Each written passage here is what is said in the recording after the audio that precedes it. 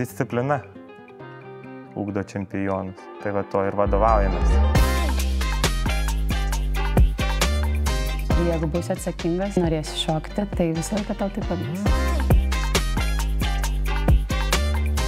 Judesys, muzika, tai yra gyvenimas.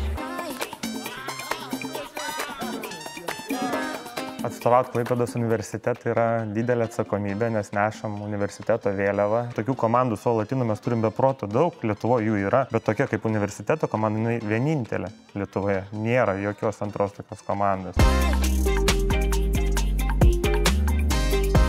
Šokis mano gyvenime atsirado, kai man buvo 6 ir mama nuvedė į sportinį šokį klubą Šilutėje išpildyti jos neišsipildžiusios svajonės, kuri vėliau tapo mano svajonė.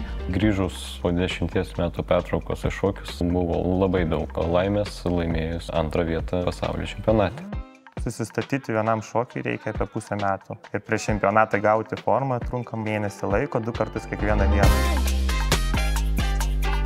Treneris tai yra griežtas, bet labai teisingas iš tikrųjų. Reikalauja aukščiausių rezultatų, neleidžia ilsėtis, neleidžia užmigti ant laurų ir stengiasi mus padaryti tikrai gerai šokėjais.